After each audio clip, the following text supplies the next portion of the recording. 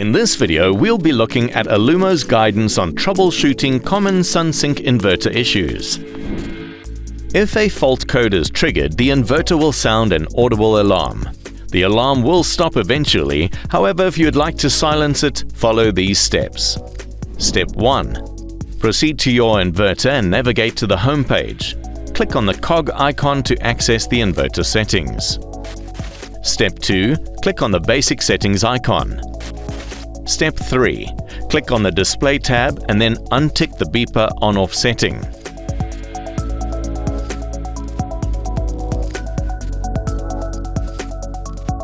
If you would then like to identify the fault code, follow these steps. Step 1. Proceed back to your inverter homepage. Step 2. Click on the cog icon to access the inverter settings. Step 3. Click on the fault code icon to view the fault code list. Step 4.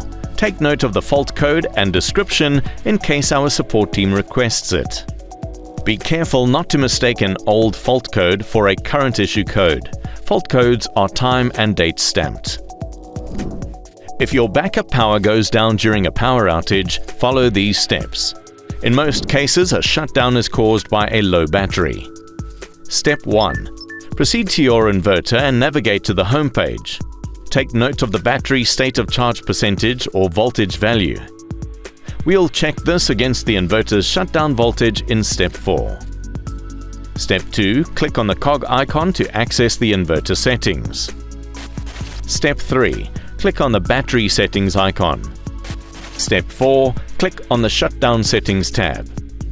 If the state of charge identified in Step 1 is lower than this shutdown value, it confirms the reason for the power being down. And if this seems like a lot of information to digest, don't worry, we'll explain each setting on this page in more detail next.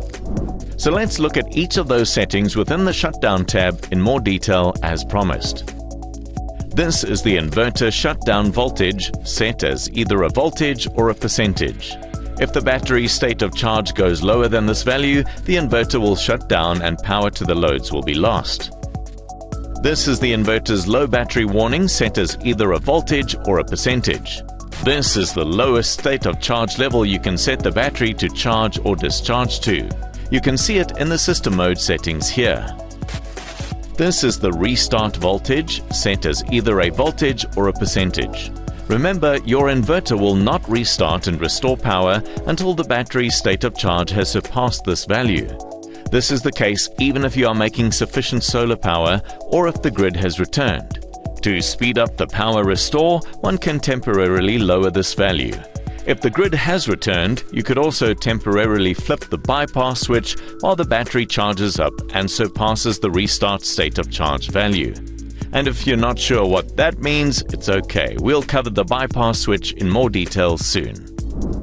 If you are using a Freedom 1 battery and you are still without power after reviewing the battery shutdown settings and the current state of charge, it is possible the battery breaker has tripped. Locate the breaker on the front top right section of the battery and make sure it is in the on position.